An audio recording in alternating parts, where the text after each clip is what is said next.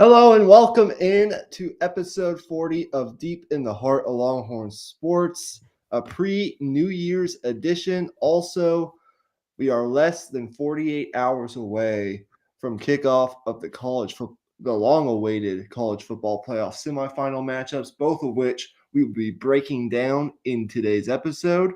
We will also be giving you guys our 5 favorite sports moments of the calendar year to commemorate 2023 in sports to start us off. But first, Happy New Year's to everybody. This will be the last set of podcasts that we officially record in the calendar year of 2023. It's been what I would characterize as a very successful year for the Raw Prospect podcast.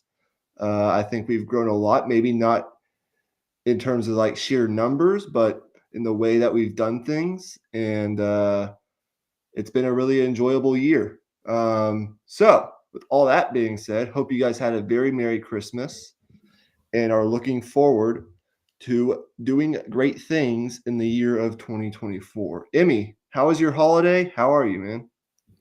I'm doing great. I, as you can see, I got new headphones to use for the podcast, and then I got also like a few things to put on the background here. So I'm doing pretty well. I've added a few things that to add on to the podcast and the visual and audio quality of it. So I'm feeling pretty good about things. That's good. Um, and here in about an hour, we will officially be, at least in the central time zone, 24 hours away from ringing in the new year. So, with all that being said, let's start off today's episode by commemorating. I think that's the word that I want to use, but I'm not entirely sure. Um, let's commemorate 2023 by remembering our 5 favorite individual moments or games.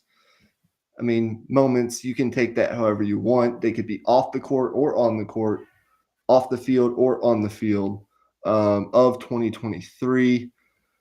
I ranked mine, but you can really, I mean, put these in any order. But these were my favorite moments. Uh, Emmy kind of ranked his. At least that's what he told me before we went live. So hopefully you guys enjoy this. And you may not be watching live here as you may be getting rest before tomorrow. I know there are lots of parties going on tomorrow Yep. and a lot of drinking as well. So you might be trying to get a good night's sleep before that. But if you do come back and watch this episode, which we greatly appreciate, share with us in the comments what were your favorite sports moments of 2023. You don't have to rank them; just tell us your favorite sports moments of the year. We did this, I think, a couple years back. I'm not sure we did it last year. I can't remember Yeah, exactly, for but sure.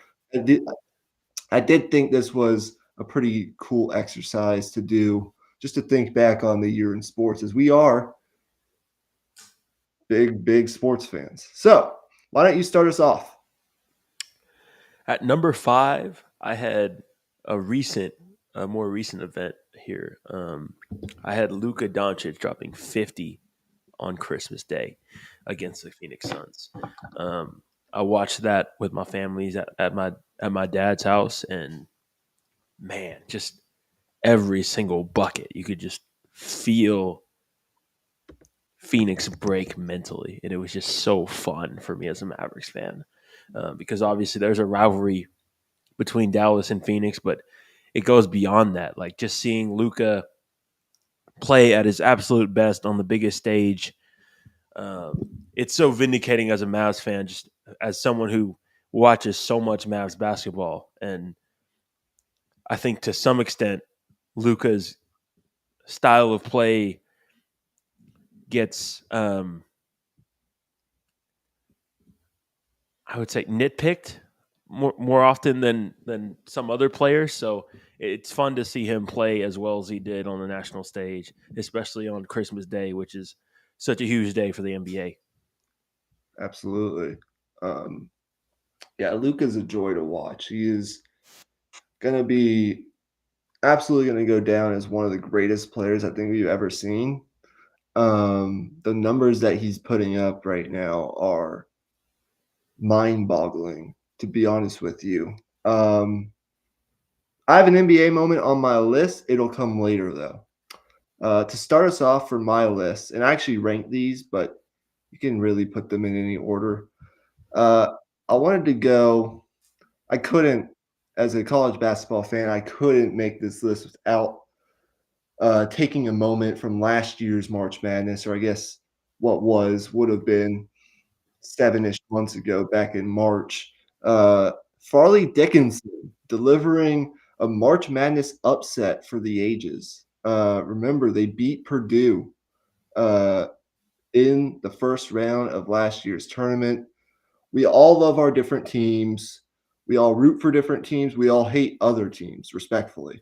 But as a sports collective, aside from maybe the few who just want to be difficult, who doesn't like the traditional David versus Goliath upset? And this was exactly what that was. But what I think stood out about it to me was the fact that Tobin Anderson, Farley Dickinson's coach, and that whole team knew going into that game, and they actually voiced it out loud that they knew they had a shot in that game.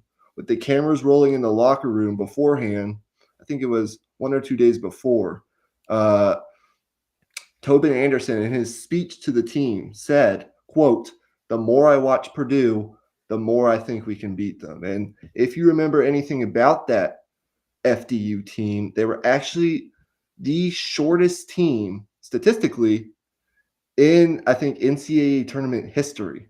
And they Yep. were going up against the beast that is Zach Edey, and the size that that Boilermakers team had. And look, they made it difficult. Edey put up 21 points, but he only got off 11 shots. They were all over the place. You go back and you watch the first possession of that game, and you could tell from the first possession that FDU was going to do everything it could, especially defensively, effort wise, scheme wise, to try and pressure their guards who were freshmen at the time and make it as difficult as possible on Zach Edey to get the ball where he wants to get the ball, which is close to the basket. And look, they deserve a lot of credit for what they did in that game. And it wasn't just Purdue; they were able to make it even further than just beating Purdue in the first round. Look, this is how I guess conclude this segment. FDU, looking back on 2022 as a season, they weren't what I would characterize as a very good team during the season. And that's why they were such big underdogs in this game. But, you know, I think if they played that Purdue team 10 times, Purdue might win 9 out of 10 times. But that doesn't mean that this game in particular was a fluke. Two things can be true. And it was a tremendous coaching job by Anderson, and it ultimately landed Tobin Anderson a bigger job at a bigger program. So it was truly one of my favorite moments watching that game at a bar at some restaurant. I forget exactly where it was, and just watching it unfold as it happened. And I'm a sucker for those upsets in the Yeah, man. NCAA Yeah. tournament, except I mean, comes to Texas or Virginia. that's fair. Yeah. Virginia did have a upset against them this year, unfortunately. But yeah, that was on the short list for me in terms of March Madness moments that I consider. I also considered Sharif Butler's buzzer beater in the Final Four. Yeah. Um, I believe his name is Sharif Butler. I'm not 100% sure on that. Don't fact check me on that. But that was one of the moments I was like, I probably should add to the list, but there ended up being too many things. And I wanted to just include things that I experienced live or watched live. So Yeah. that That's was ultimately why I didn't end up adding that to the And list. look, I didn't follow that particular criteria, but looking at my list, I watch all of these live. So Mhm. we followed the same thing. All right, so what's your next one? At number 4, I have the final game of the World Baseball Classic, particularly the at bat between Shohei Ohtani and Mike Trout. I think it may have been, I think it encapsulated everything that the World Baseball Classic is supposed to stand for. Like two teammates battling it out for their country, and then not only two teammates, but two of the biggest stars of the sport, and obviously Shohei Ohtani, who is one of the greatest players of all time already in his own right, and that's what you live for, man. I mean, as a sports fan, it was just fun to see Shohei Ohtani and Mike Trout just getting just super fired up for it. Like you could tell they wanted it. Like in the past, the World Baseball Classic wasn't to that level of competitiveness, especially for the U.S. side of things. But both those guys, they were, I mean, probably not talking trash because of the language barrier, but you know what I'm saying. Like they were very into the moment, and you could just tell just by the intensity from both sides. And I think that's one of the best parts of baseball, just the intense at bats when the pressure is at its highest. I think that's the best baseball to watch. That moment probably makes my list a little later on. We will see. That was definitely one that got people talking, and I think the best part about that was it was right before the regular season started. It was like 2 weeks before the regular season was set to start in MLB, and that got people going. That got their baseball juices flowing. Um, you could flip these around any way you want to. That's why I wanted to preface this at the beginning. Number 4, I personally had LeBron breaking the scoring record. I think you have to have this moment on your list. It's a historic moment in time. This was a record that for the longest time, people in NBA circles and people just in general thought this record would probably never be broken.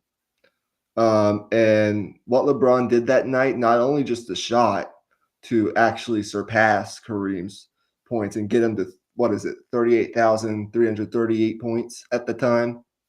Not only that fadeaway jumper that we've seen LeBron hit so many times, but it was what? How many points did he put up that night? I think he needed like 37 coming in, something along Yep. those lines, and he got it. Got it in the Um, third quarter as Yep, well. he got it in the third quarter. They stopped the game. It was LeBron teared up. That I think, aside from the championship that he won in Cleveland, where he came back to Cleveland and got Cleveland a ring, I don't think I'd ever seen LeBron like cry, but he got teary eyed. It was a great moment for, you can argue, the best athlete of our generation.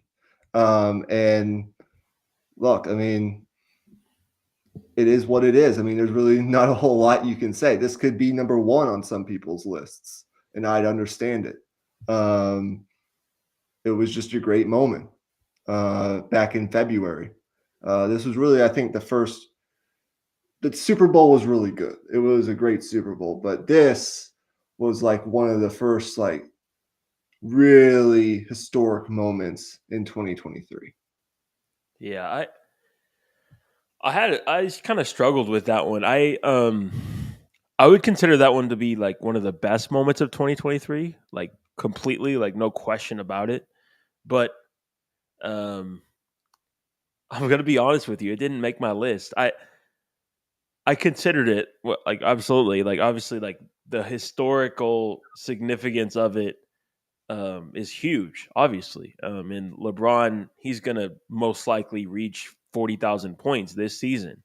But to me, it was just like it's a regular season game in February, and I just had some other things that I wanted to put above it. But for me, at number 3,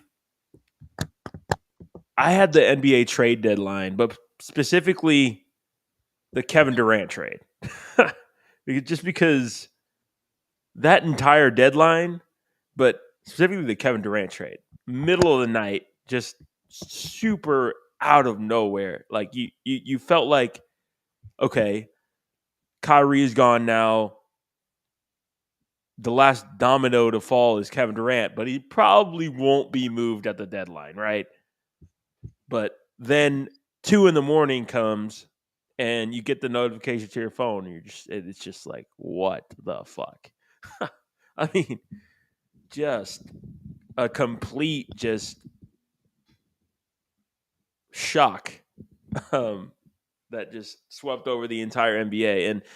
And I think you can kind of tell uh, how big of an NBA fan I am just based on my list so far. But man, I just couldn't help but keep that on my list just because that was one of those moments where I immediately just texted everybody. That was a great moment. I remember that moment. For my list, I went more with on the field or on the court moments, Yeah, but that's fair. you can do both. I mean, there was no really rules going into this. Um, I put the Shohei Ohtani, Mike Trout, World Baseball Classic at bat in particular. The final game was great, and Trey Turner had so many great moments. There were a lot of great players, including Shohei Ohtani's eventual teammate now in Major League Baseball, Yoshinobu Yamamoto, was on that Japan team. Nobody really kind of knew who he was to this extent yet, but now they do. And who would have thought now they're teammates on the Dodgers? But particularly that at bat to close it out. Look, we watch sports to see stuff we've seen over and over again. We also watch sports to see potential things that we've never seen before. And this was something we had never, ever seen before. It was Shohei Ohtani, possibly the greatest baseball player the world has ever seen that's ever stepped foot on planet Earth in a high pressure situation with real stakes on the line. And that's what this was.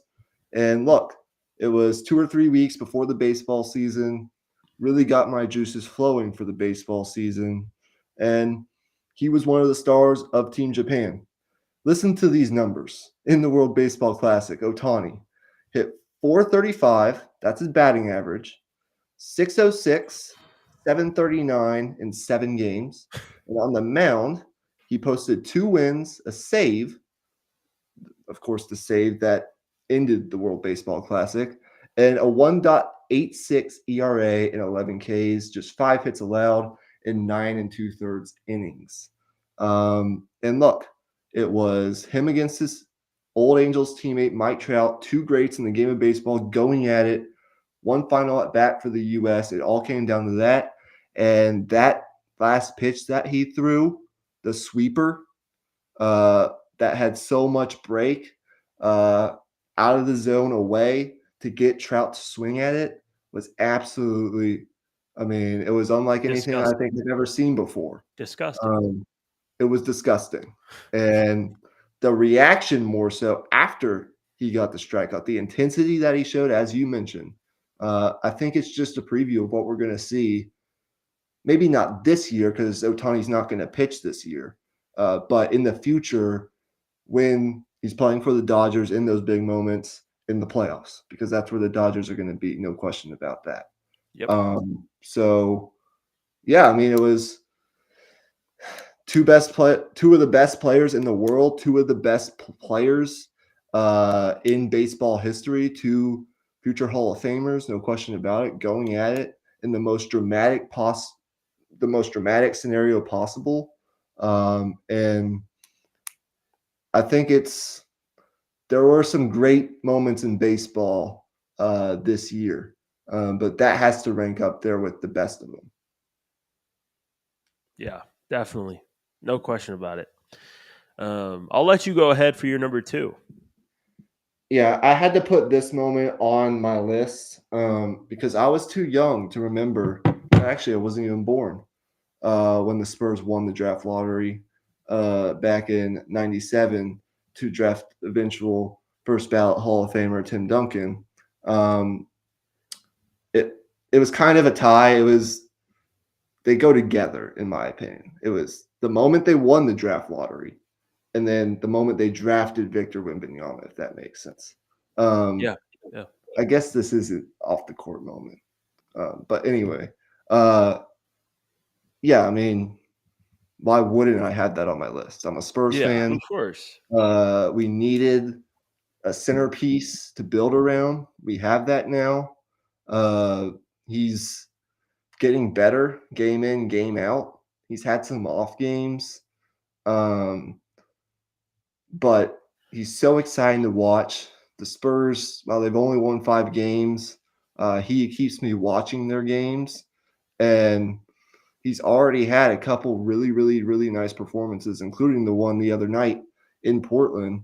I know Portland, they're up and down their roster. They're without guys left and right. But Wimby, in his first regular season game against Scoot, I believe, put up 30 points and 7 rebounds in 25 minutes. It was truly something special. He had the game in Phoenix earlier on this year at the very start of the season. Dropped 38. That's a moment I'll remember forever. We don't know exactly how Wimby's career will turn out, if he'll win any championships, how successful he'll actually be. Will he live up to the hype that was generated in the lead up to the draft? I certainly hope it does. I know a lot of people around the league hope it does because it'd be good for the NBA. But what I do know is, as a Spurs fan, down the road when the Spurs hopefully become more of a player in the contender landscape in the NBA, maybe down the road here in a couple of years, this will be the moment that we look back on and say this was the start of that. And so I had to put it on my list mainly because I'm a Spurs fan, but I was so excited when they won the lottery. Yeah, man. How could you not? I had that on my list as well at number 2. But real quick, honorable mention actually happened tonight. Shout out to Detroit winning for the first time in 28 games, I think. Yeah, yeah. I got to do it. Detroit basketball. Shout out to Detroit, man. That was probably very cringe, but fuck it. I still had On a to. day that Um, a really unexpected trade happened yeah. involving the Toronto Raptors. The Raptors get beat by the Pistons. It was just a weird day. Oh my goodness. Yeah. But Wemby, man, I just can't. I can't help but think this rivalry between him and Chet Holmgren. I mean, it's not a rivalry yet, Mm-hmm. but just the fact that it's two super tall, lanky, skinny dudes that come into the NBA in two back to back years, it kind of feels that way. It kind of this is gonna sound stupid, but it kind of feels like Magic Bird esque in that sense because they're just gonna be compared to each other forever, even though they weren't in the same draft technically. But Yeah. yeah, I Wemby, man, I watched. I think I watched them play the Lakers the other night, and him at center is. I mean, it's definitely the answer, and it probably should have been the answer from the start, but oh well. But I mean, the rebounding numbers are way up since he's gone to center. His field goal percentage is way up, and his blocks are way up. So just his overall impact on the game is just through the roof. And to those people who are lovers of the NBA, as we kind of start to transition out from like the in-season tournament and Christmas Day to the new year, where we get to January and we start thinking about all-stars and we start thinking about the trade deadline, we'll have an NBA episode sometime in the early portion of January for you guys to talk more about this kind of stuff. And if you didn't catch our last NBA episode, please go check that out. But yes, I do think that Chet Holmgren, Victor Wembanyama thing is going to become a thing eventually. And I also think Victor Wembanyama against Scoot, even if the teams aren't necessarily contending at the same time, could become like a good individual type rivalry. Just because, it's the same draft classes and those type of things happen sometimes.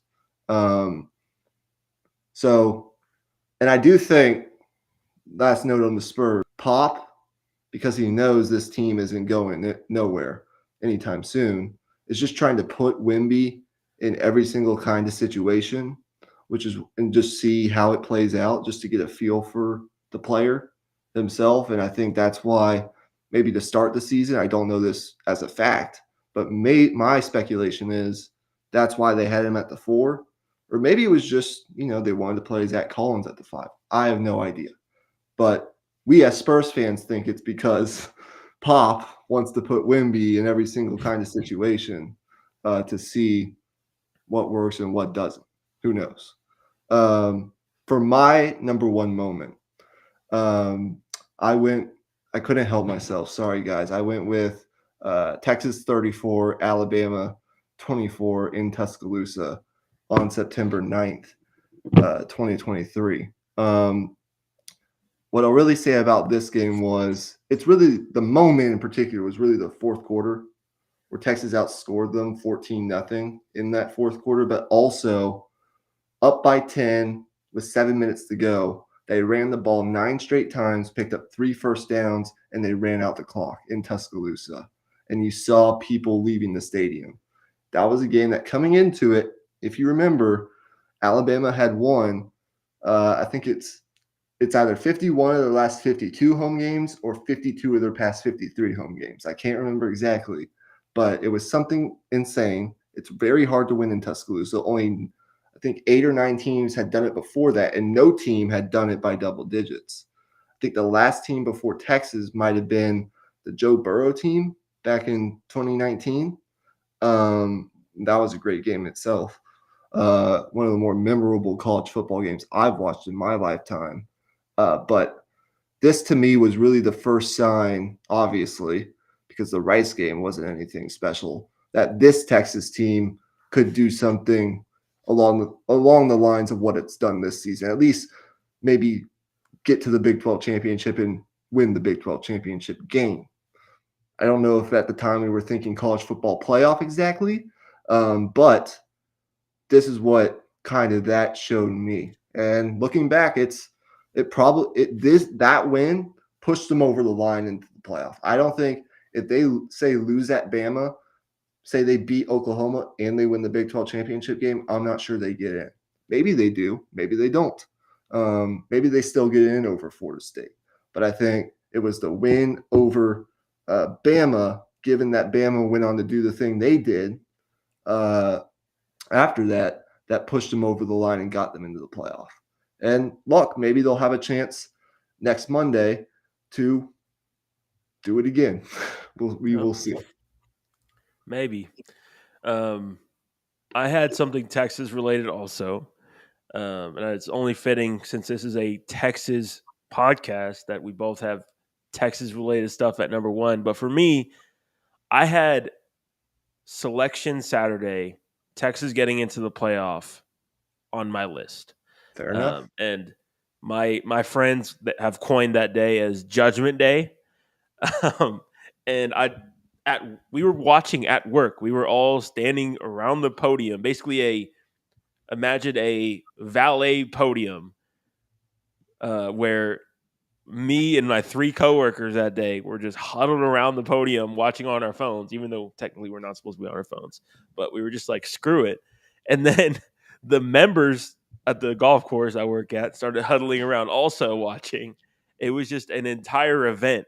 I mean, I think honestly, that's going to become huge once the 12-team playoff comes around next year. Selection Saturday, I mean, it's going to be, might even get more watchers than the Heisman Trophy ceremony or something like that. Yeah, it's going to be wild. But what I will tell people, kind of to transition us to the bulk of the show, is enjoy the last 14 playoff. Just I think you Yeah, can make the argument that this is the most well-rounded from an individual team perspective that we've had in the 14 playoff era. Like these four teams, I think you can put these four teams and how they stack up on paper, on the field. These four football teams against any other group of four teams that have made the playoff in past years, and this stacks up with the best of them, in my opinion. I think all four of these yeah. teams absolutely have the right to think that they can win the national championship. I And think all I'm not four sure. teams have a legitimate shot, Yeah, and if I'm not not a sure you can legitimate. say it. I don't think you can say that about most of the times that we've seen the 14 playoff.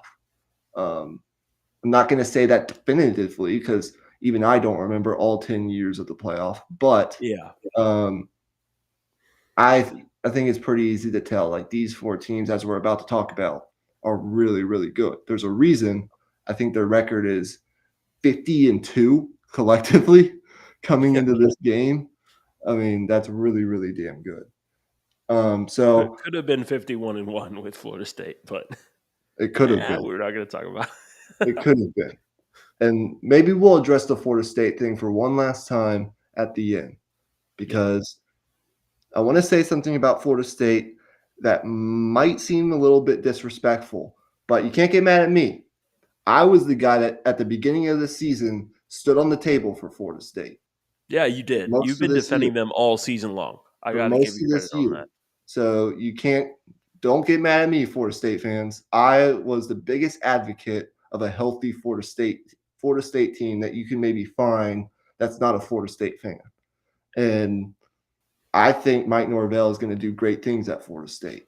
I think regardless of what happened today, that's still a really damn good football team and program moving forward. But the bottom line is you're just not going to get the respect that you really want in that conference. It's Yeah, I don't think, not to drag us off in a different direction, but I think the new Big 12 is going to overtake the ACC. Like I look at programs like Utah, I look at Arizona, what they accomplished this year. I look at the other teams that are coming into the Big 12. I think Houston hiring Willie Fritz, BYU could potentially get up there. I think UCF. Uh, I mean, I just think with K State, TCU, and these teams that um, tend to be really good with really good football coaches. Um, I think the well-roundedness of that conference moving forward is going to top the ACC. What the ACC needs is they need Clemson to get back to being a premier program in college. They're still a premier program, but they need them to get back to national championship contention, and they need Miami, one of those national brands, to get step back. it up. Yeah, But that's another conversation for another yeah. day. Real quick, the one thing I'll say about the ACC is they've got a lot of like what I would call swing programs where they'll have teams that are good probably like once every 4 years. Like, for example, Pittsburgh or Louisville, or 2 years ago, Boston College was pretty solid. But they're not consistently fielding good football teams. Like the Big 12 next year, as you said, like even the teams that aren't going to have good records, you go to a team like Baylor and Dave Aranda and what they've built there. Like regardless of what their record is, if you play them in say week 8, they're going to probably give you a competitive game just because of the coaching, the culture that they've built there in their program. And I mean, I'm probably a biased Big 12 fan, but that's just how I feel about it. I just think the Big 12's coaching overall is really deep. Yeah, I agree with you. And I mean, the more I think about it, the more I like Arizona and Utah moving into the Big 12. I think that will serve that conference well with Texas and Yeah. Oklahoma leaving. You're not going to get, I mean, it's not going to be the same. Texas and Oklahoma leaving. We can't just ignore that. But I think the Big 12, even though I have a healthy amount of dislike for Brett Yormark as the commissioner, I think he's actually done a pretty respectable job with what he's had to work with. And that's where we'll leave that conversation. Let's talk about these semifinal games. We are less than 48 hours away from these games kicking off. In fact, we're even less than that. We're the first semifinal, which we'll start with Michigan and Alabama in Pasadena at the Rose Bowl, will kick off around 4 o'clock on Monday afternoon. And this, I think these games get people excited for different reasons. I think the Michigan Alabama game gets people excited because of the prestige around it. It's the Rose Bowl.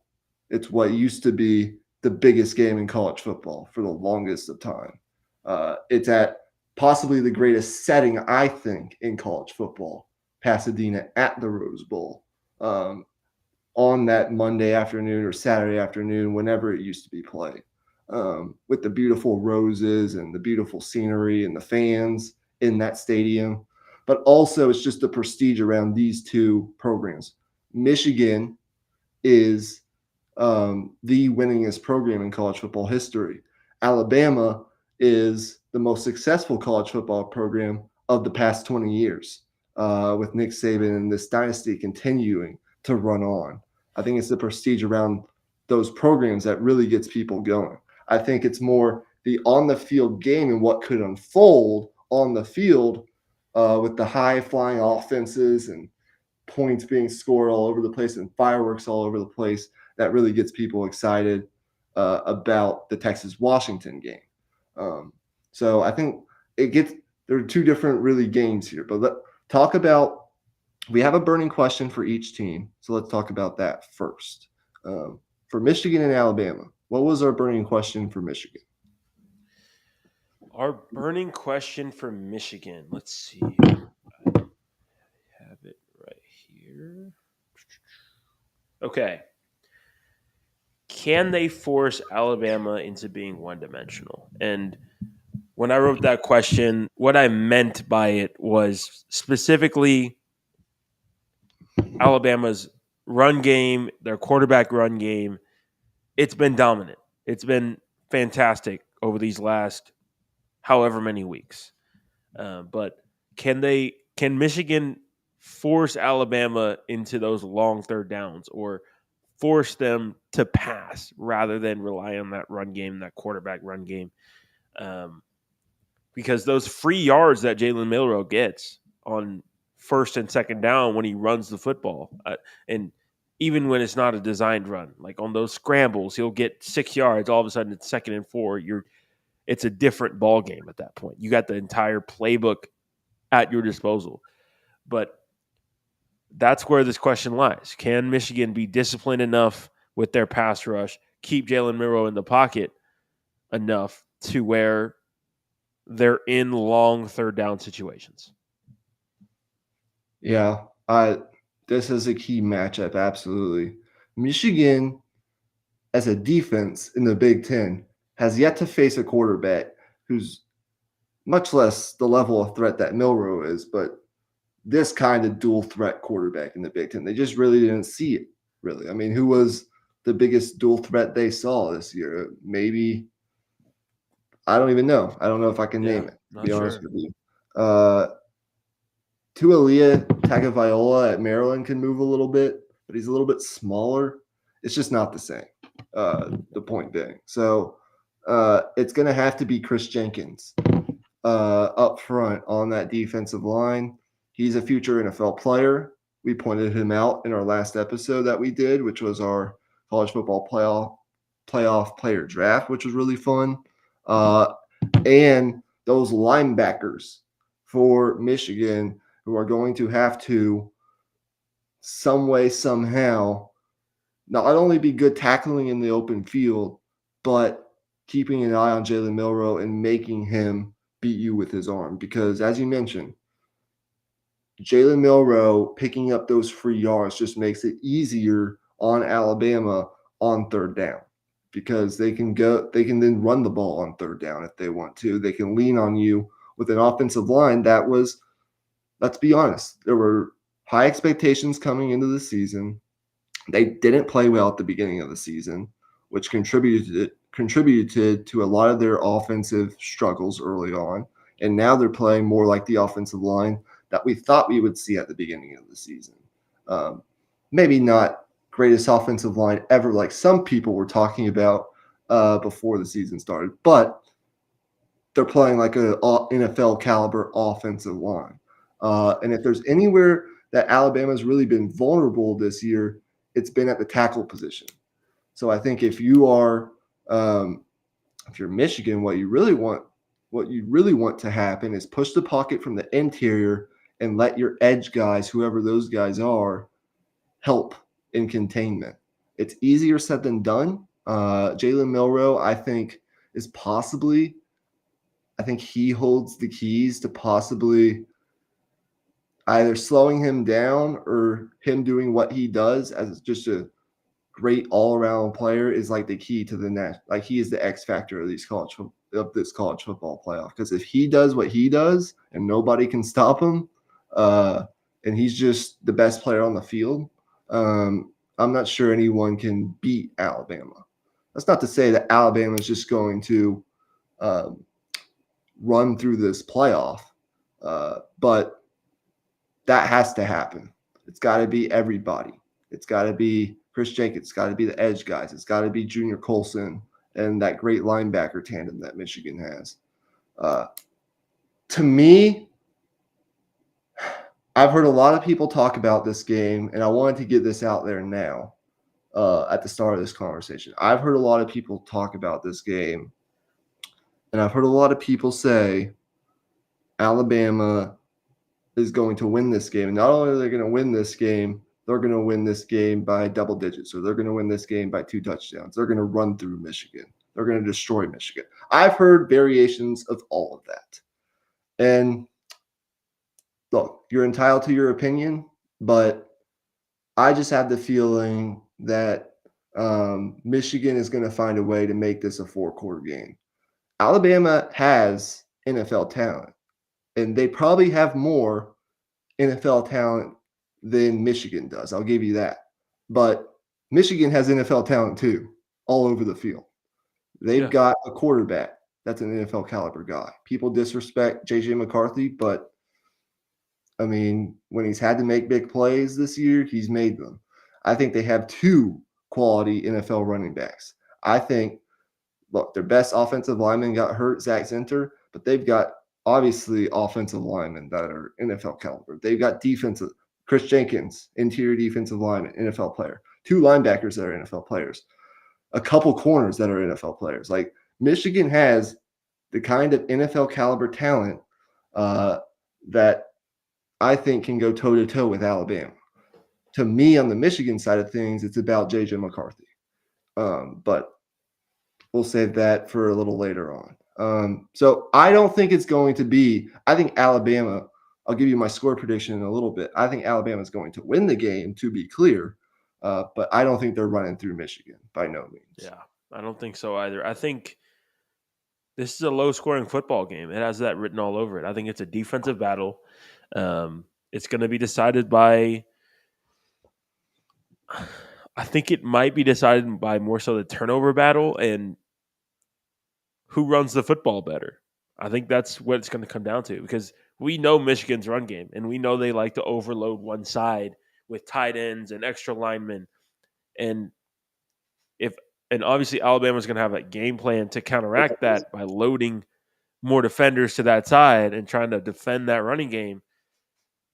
But things are going to change if that running game is cooking early because then Alabama's going to have to adjust and really commit extra guys to stopping that run. And if they do that, then everything else is going to open up. So we're gonna know the flow of this game most likely in the first couple of drives of the game. And I'm going to pick Alabama to win as well, but I don't feel great about it. I think JJ McCarthy is underrated as a runner. I think that's going to be an important part of this game. They're going to probably throw in some read option, and that's the weird wild card to the how the college football playoff works and how it's scheduled is they have a month to prepare. We're going to have both teams going against tendencies and practicing and throwing different things out there that they've been practicing that they haven't done all season long. So that's why it's so hard to predict. I want to see Jermaine Burton matched up against Mike Sainristil, the excellent corner for Michigan. There are so many matchups within the matchup here that I think are fascinating. Who are they going to put on Colston Loveland, the excellent tight end for Michigan? How do they disguise their coverages? To me, I think what this game could come down to, because I think there's this general view from college football fans that Michigan just doesn't have the firepower to get it done. Uh, those people aren't myself. Maybe, I mean, I don't think they have the level of firepower that these other teams have. But, I mean, you think about Colston Loveland, you think about, gosh, I'm blanking on the receiver's name. I just had it in my head. It'll come back Oh, to me I here. know who Here, you're talking about too. Roman Wilson. There we go. Yeah. They've got guys, the two running backs, both of which can do a variety of things. They've got guys, and they've got a good offensive line. To me, it comes down to J.J. McCarthy. Look, last year in the semifinal game, he threw for almost 350 yards against TCU and 3 touchdowns. The thing was, he threw 2 key interceptions that hurt Michigan in that game. That was a game that TCU won. Yes, they did, but also Michigan kind of lost. Like, let's be honest here. So, I guess my point is, like, I think these receivers, can they separate from Kool-Aid McKinstry, from Terry and Arnold, from Caleb Downs, the excellent safety? I just think not necessarily. I don't think it's about a talent discrepancy here. Like, I don't think Michigan's receivers are not talented or they can't get the job done. I just think Alabama's corners, Alabama's secondary might be better because that's really been the strength of this Alabama defense, in my opinion, all season long. This secondary has played excellent football ever since that Texas game. So those are the matchups I'm watching. I'm going to pick Alabama to win. Probably like a 60% confidence. I'm a little past 50-50. I've thought Alabama's going to win this game for a while now, but I think it's going to be a fourth quarter type of game. I think Jalen Milroe makes 1 or 2 more plays than J.J. McCarthy. I do think it's a lower scoring game. I do agree with you on that. I'm just not quite sure of the score. I'll go with 24-19. Okay. I'm going to say 23-20 Alabama. So pretty much the same thing. Okay, fair enough. All right, with that, let's move on to the game most people want to hear about, which is Texas and Washington. So let's go through our burning question for each team. Let's start with Washington. Okay, let's see here. All right, so Washington, their burning question was, is the running game they flashed against Oregon legit? So, as we know in the Pac-12 championship game, Washington didn't just run the football; they controlled the entire game with their running game. And we had gone into that game. We had gone into their prior matchup with Oregon like talking about how physical Oregon was and how they control the line of scrimmage and play a physical brand of football. And Washington punched them in the mouth, like just to put it simply. They came out first drive. I think the first drive of the game was over 10 minutes of time of possession, if I'm not mistaken. And the ability to run the football shown by them and just the consistency of it and their willingness to stick with it, it was all there. Like, that's not what we had seen for most of the season. This was a team that, if teams played them and stopped their running game, they'd be like, okay, we'll throw it 50 times. We'll still beat you. And they did. And that's the beauty of their team. They have the receivers to do it. They have the quarterback to do it. They have the offensive line to do it. But that different dimension of that running game is what's going to, I think, make them even more difficult to stop. And if that running game is legit and can be effective against this Texas defense, then they're not only going to most likely beat Texas, but they might have a shot at winning the whole thing. The running game is legit, but is it going to be legit against Texas needs to be the question. Yeah. Because I think the battle that's going to decide this game isn't Washington's receivers against Texas' secondary or Texas's receivers against Washington's secondary. I think it's Washington's offensive line that won the Joe Moore Award for best offensive line in college football against Texas's defensive line. And not just Sweat and Murphy, but Ethan Burke and Barron Sorrell and the other edge rushers that Texas has. I think they're going to utilize Anthony Hill in a lot of rushing situations, but I'll talk about that later. Look, Dylan Johnson is an excellent player. I don't know that he's draft eligible this year. I think Washington's going to have him back next year, if I'm not mistaken. But he's an excellent player. He was hurt to start this season. That's why no one really knew who he was, or, Washington didn't really run a lot early on because he was hurt. For people that don't know college football or just didn't watch Washington much. In the past 5 games, he's rushed for 683 yards, and he's finished the season on a roll. He's healthy now, and he, I think, is that added X factor for this Washington offense. Now, he ran for well over, I think it was close to 150 against Oregon. I don't think he's going to come out against this Texas defense and run for 150. I don't think he's doing that. But I think if he gets up to around 75, 80 yards, if he can do that and just keep this offense balanced, Washington is going to have, I think, the advantage in this game and probably win this game. But at the same time, you have to look at what this Texas run defense has accomplished this year. It's been the strength of their team. It's one of the reasons they're here. And look, two things can be true. In this matchup of offensive line against defensive line, two things can be true. Texas hasn't seen an offensive line as good as this Washington offensive line.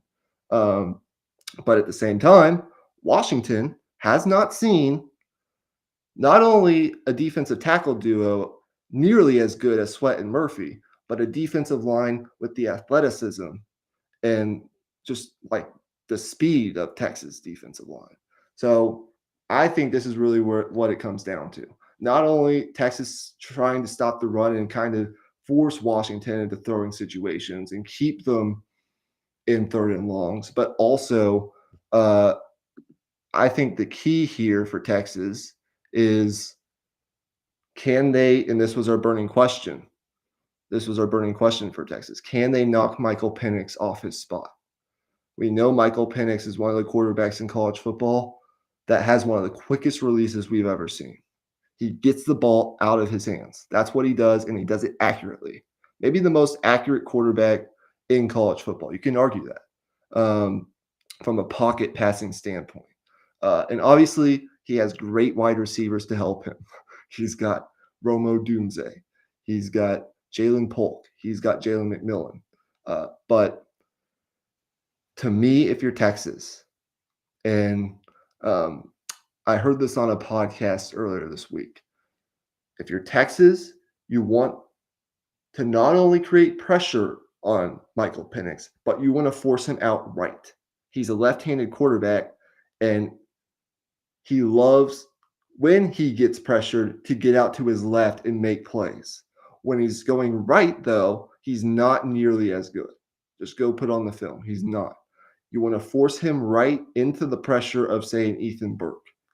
Let Anthony Hill come and make plays. Force him off his spot, force him right. Because if he gets going left and he's able to make plays and those receivers have more time to get open, it's going to be difficult, awfully difficult. Not going to say impossible because anything can happen in these games, but it's going to be awfully difficult for that Texas secondary to hold up. It's not just about Sweat and Murphy, though. Of course, they've got to push the pocket. And I think there will be drives where Texas wins that matchup. There will be other drives where Washington, the offensive line, probably wins that matchup in some respects. But for Texas, you don't necessarily even have to get Penix on the ground, but you have to make him feel pressure because if he doesn't, it's going to be awfully difficult for. I won't say Texas to win this game because it could just end up being one of those games that whoever has the ball last likely wins, something like that. But Washington will have the advantage if you're not able to create pressure. Yeah, I think you made a lot of good points there, but on top of everything else, it's got to be a pass rush that gets him off his spot, but you've got to win with 4 in this game. And with 4 or 5, I'd say. But if you can't do that and you have to blitz Michael Penix, he's shown over and over and over again that not only is he smart enough to beat the blitz with a pass, but he's just chomping at the bit to do that. I mean, that's where he's at his best. I mean, if you're Texas and you're forced to blitz this guy, that's a nightmare scenario. Then you're leaving one-on-one matchups with 3 of the best wide receivers in the country, arguably the best wide receiver trio in the country. And that's not the spot you want to be in. But I think you covered that part of the game pretty well. So I'm going to transition over to the Texas offense side of things real quick. I think Steve Sarkisian is probably the most important coach out of all these 4 teams in terms of the outcome of the game, just because of how big of an impact his play calling could have on the game. In the Alabama game, if you remember, Texas came out, was extremely aggressive, was throwing the deep ball, getting their playmakers out on the edges. It was just a masterclass, honestly. If Steve Sarkisian gets in his bag like he did in that game, then Texas is in business then. That Texas will be able to move the ball. But if he doesn't and they come out hot maybe and then they have one of those lulls second, third quarter where they're not able to move the football as well, I honestly think it could get ugly. And I say this as a Texas fan. Like I'm not even like I'm honestly more biased towards Texas than anything, but my gut is telling me I could see Washington blowing out Texas, but I struggle to find a scenario where Texas blows out Washington, if that makes sense. And that's not to say these teams aren't evenly matched or closely matched. They are. But I just the matchup with Texas' secondary against Washington's wide receivers makes me feel like Washington is going to put up points regardless. So Number one, Quinn Ewers is going to have to show up. And number two, Steve Sarkisian is going to have to be in his bag as a play caller. I I don't know if I see a scenario where either team blows out either team. I just look. I don't think Washington it's likely, but I do see a scenario where it could happen. Washington's receivers are really fucking good. Texas has struggled in the secondary this year. No doubt about it. But let me just take you inside some numbers real fast. Look, I get it. We look at this Texas pass defense. Everyone wants to latch on to this, and maybe it's just because Washington does have the number one pass defense, or sorry, pass offense in the country, and they're dangerous. Maybe that's why the media has latched on to this particular matchup. Uh, but as bad as Texas is at whatever they are, 95th in pass defense, Washington is 120th nationally in pass defense. Now, before you come back at me, let me acknowledge something. They're giving up 263 yards per game through the air. Now, those statistics I acknowledge are a bit misleading because, many of those teams that they played were playing from behind by a significant margin because of Washington's ability to do what it does offensively. They had to throw the ball quite a bit. Stats can be misleading sometimes. The Huskies are actually number 32 nationally in pass efficiency defense. By comparison, though, Texas is number 34. So everyone wants to talk about how Washington is number 32 nationally in pass defense, pass efficiency defense, and talk about how they got off to these big leads and teams were throwing on them, because, stats are misleading. Well, what I will tell you is that think about Texas. When were they at their most vulnerable this year in the secondary? When they got it to big leads. 21-0 against Houston. All of a sudden, everything falls apart. What did they get up? 20-6 or something along those lines against TCU. All of a sudden, they started having some trouble. Like K-State as well. K-State as well. What was that game? 20 to you can say it for both sides. And so I just is there really that big of a difference here in I think both what it really comes down to is both of these offenses are going to make plays. Both these receivers are going to have a game. There's going to be a lot of yards, a lot of points scored. Another thing that people won't acknowledge for whatever reason, and maybe this is just a bias against Texas, is that Texas was number 2 on third downs this year on defense. They were also one of the better red zone defenses in the country. And they also had more sacks. They were a better run defense than Washington. People just, I don't know what it is. But look, Jabbar Muhammad, he's one of the better players in their secondary. That matchup with whoever they put him on, Xavier Worthy, Adonai Mitchell, I don't know who it's going to be. It's going to be fascinating. They have a safety, Dominique Hampton, who's active. He leads their team in tackles. So it'll be interesting to see how they deploy him in the running game and how much Texas chooses to run the ball. One of the things that other Big 12 coaches have praised Texas for this year has been Sark's patience and leaning more on the run game at times, being more patient, not taking shots like they did last year to Xavier Worthy and Adonai Mitchell all the time. He's become more patient as a play caller over the course of this season. That's, I think, what's gotten them to this point. There are a lot of great matchups. I just want to have a fair discussion. That's all I want. If you're going to acknowledge the Washington side of things, you have to acknowledge the Texas side of things. And the numbers tell us that, honestly, both teams probably are going to struggle a little bit against both offenses.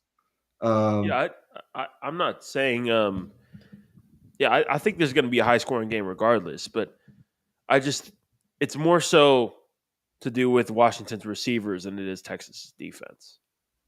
Basically, really, with the points I was making, but I hear you there. I mean, you're not. You're. I mean, everything you said was valid. But I also want to mention, and I wasn't calling you out, I was calling people out just in general who talk like ESPN in particular, but that's another story Yeah. for another day. What I also will say about this game, and there was a point that I absolutely 100% agree with you on, and that is I do think Steve Sarkisian is the most important coach in this playoff um, to his team. Right. I think one of the bigger advantages that people aren't talking about that could be a significant advantage to Washington in this game is Kalen DeBoer against Steve Sarkisian.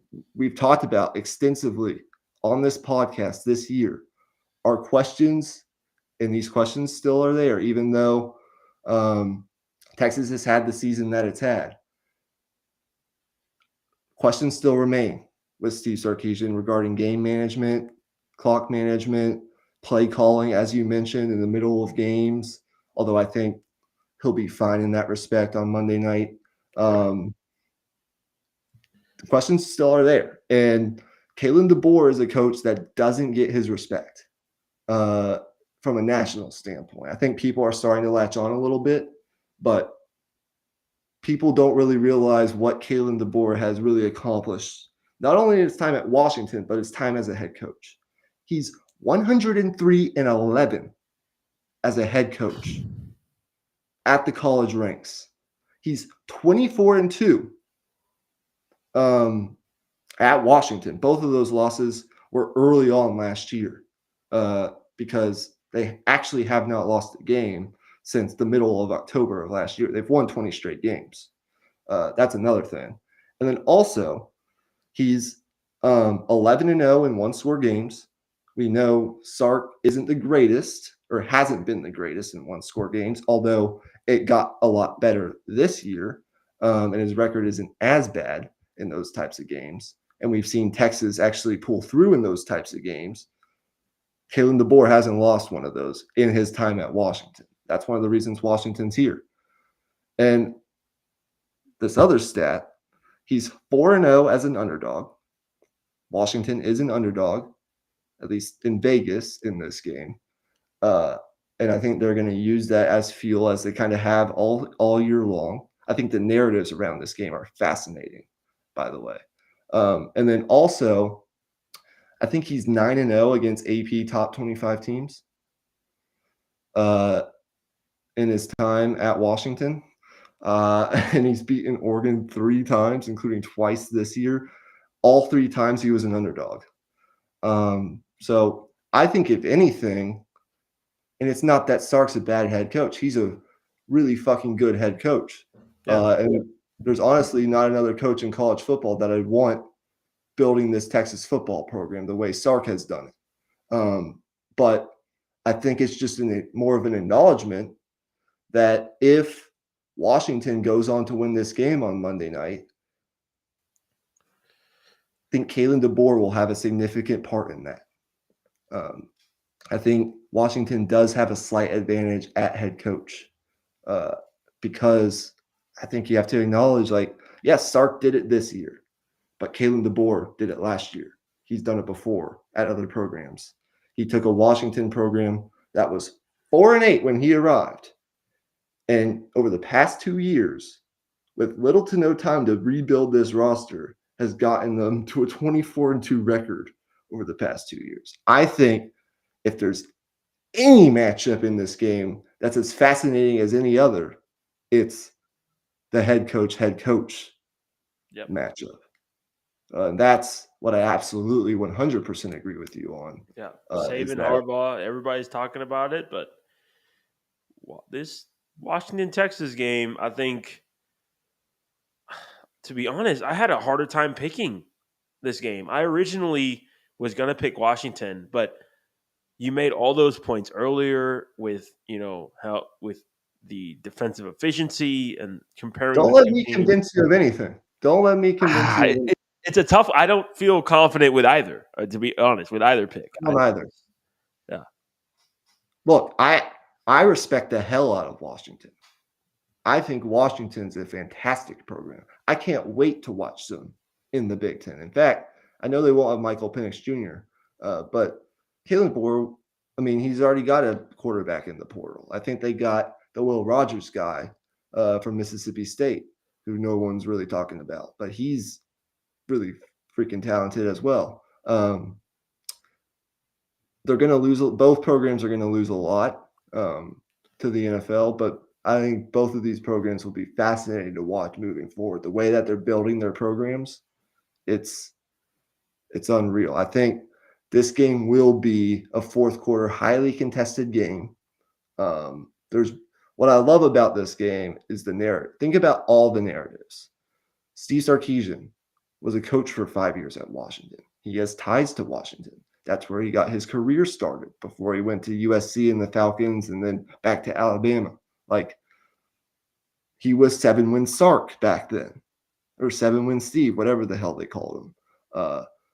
But he did kind of get that Washington program going on a path to where it kind of not directly led to now, but I mean, there's been other successful head coaches to come in and take where Sark got the program to get it where it is today.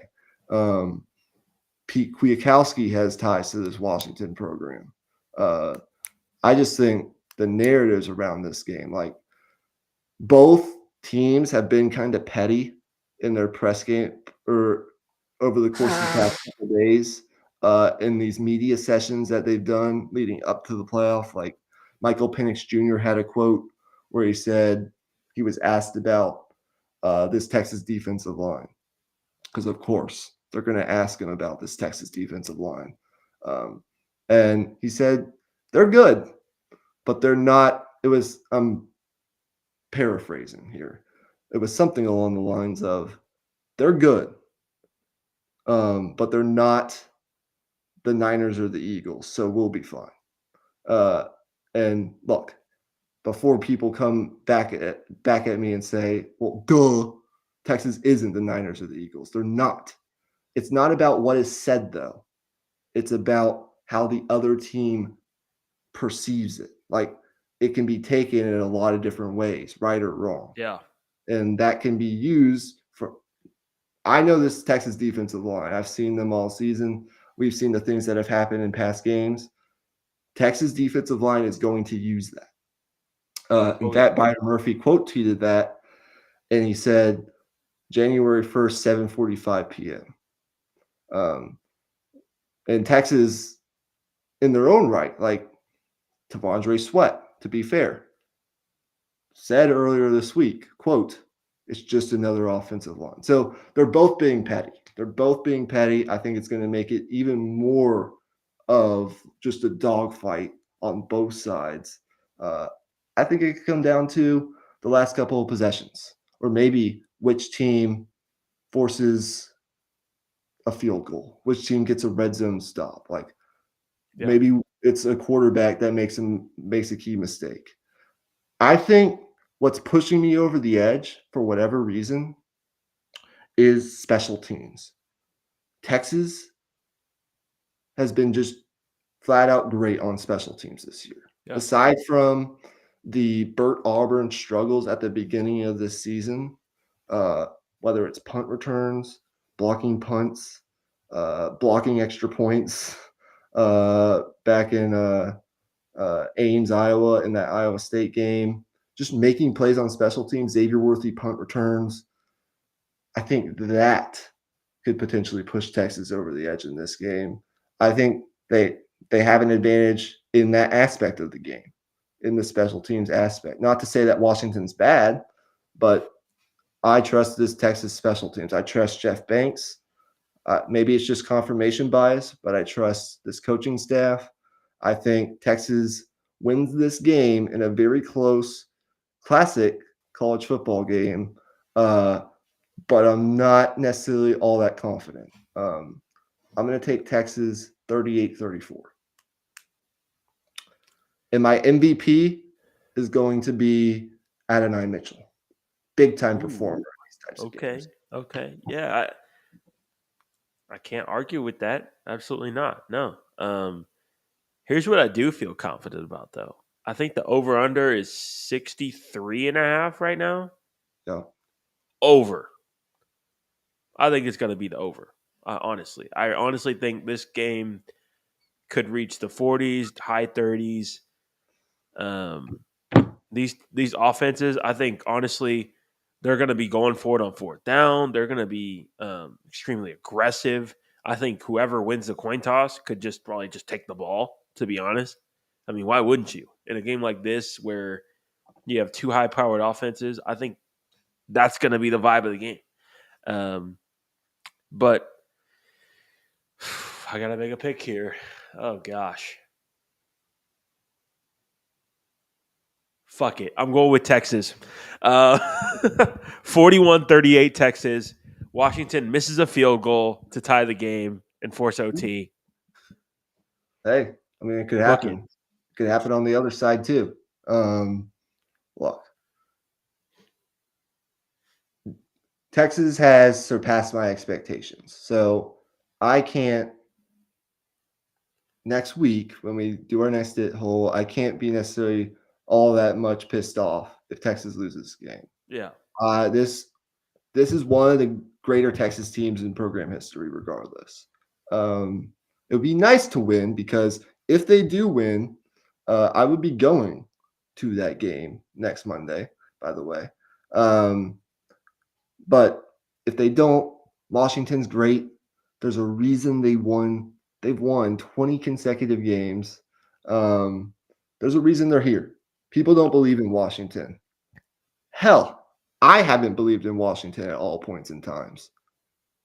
There were a lot of people in both Oregon matchups this year that picked Oregon to win both, Including me. including Including me. me, including me too. And Washington proved them wrong. Washington has proved Josh Pate wrong a bunch of times this year.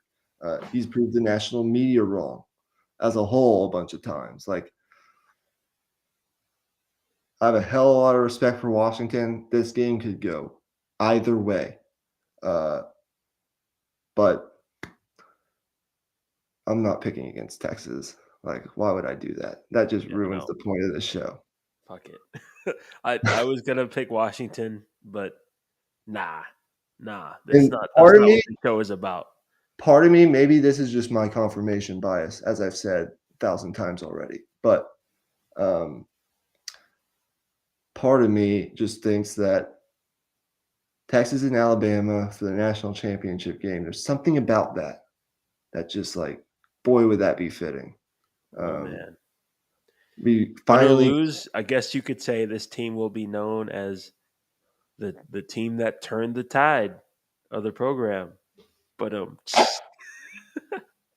that would be the headline. I mean, if you were writing a headline, that would be the headline to write if Texas wins it, and especially if they beat Alabama to do it. Um, but yeah, I just think like think about it. Texas beat them in Tuscaloosa earlier this year. Jalen Milroe with his ties to Texas, growing up around in the Houston area, coming back to Houston to play a national championship game against a program he was recruited by. It's just like Texas against Bama. We finally kind of put a bow tie on that 2009 national championship game that kind of sent Texas into a downward spiral as a program. Like, this would be the kind of thing that I personally would think would be the best uh, national championship game, not just from an on the field talent standpoint, but just a storyline standpoint. yeah, Uh, but we'll see. We will see. So hopefully you guys enjoy your New Year's. Hopefully you enjoy uh, ringing in 2024 by watching two fantastic football games. Of course, we've got the NFL slate tomorrow as we really heat up here in the playoff race. These last 2 weeks of the regular season before we get to the playoffs, and then we get the great college football playoff semifinals. We had a great game tonight. Um, we get to those college football playoff semifinals and then the national championship next week. We will do an episode before the national championship, regardless of who is playing in. Um, so yeah, hopefully you guys enjoyed this episode. We'll put timestamps on this, or I'll try to, just in case you guys want to just watch the college football playoff part of it. But I do encourage you to listen to our favorite sports moments of 2023. So, with all that being said, do you have any parting shots, Emmy? But one thing I'll say is, if I sounded sick or sounded like my allergies were punching me in the face half of this podcast, well, um, they were.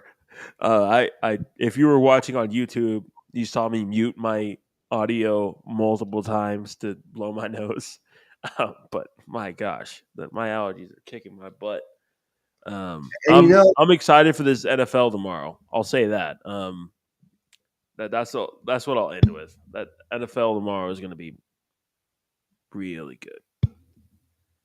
they just flashed a statistic on ESPN. Quinn Ewers has a 98.8 QBR in the fourth quarter this year. That's the highest in college football. That's interesting. It's interesting. Interesting. I don't know if it'll mean anything at all, but it's interesting because I am a stat fiend, if you will. I think that's my parting shot is yes, the NFL will be great tomorrow, including that uh, monstrous Ravens Dolphins matchup Yep. that we're going to get in the early window. I'm not entirely sure why that couldn't be flexed to prime time, but that's another story for another day. Um, but yeah, to be honest with you, I forgot my parting shot. So Okay. fuck it. Okay. One last My thing. parting I'm shot. going for the. Okay. Go ahead. My parting shot was I would do a live reaction after the games conclude on Monday night. But when I think about the circumstances and when I think about how drunk I could possibly be and the things that I could potentially say that could get us canceled, I will not be doing that. So yes, that would not be a great idea. So yeah, that was my parting shot. What were you gonna say? Um, I was gonna say I'm going for the championship in fantasy this week as well. In my league with my college buddies, my team is 13-1 currently, and Wow. CD Lamb dropped 40 points Oh today. wow. So I'm in pretty You're good off to a shape. great start. Yep. Yeah, man. What about CeeDee Lamb, man? What a season he's having. So nuts. I oh my gosh, probably the best fantasy trade I have ever made or ever will make. I traded Garrett Wilson and Travis Etienne for David Montgomery and CD Lamb in like week 4. Oh man, such a good trade. Anyways, All right. Well, and really enjoyed this. We yeah, will this see was a you fun guys. episode. We will see you guys in the new year. There are a bunch of things, by the way, that I want to have on Dit Hole in the new year. Um, once we get through this college football playoff, we'll be doing some things that will be interesting to you guys. I haven't necessarily mentioned them to Emmy yet, but uh, interesting things are coming here on Dit Hole. I'll just say that. So, with all it being said, if you're a Texas fan, hook 'em. Let's hope for a great game, 2 great games, and we'll see you next time on Deep in the Heart of Longhorn Sports. Peace out, y'all. Happy New Year's. Peace out. Horns up.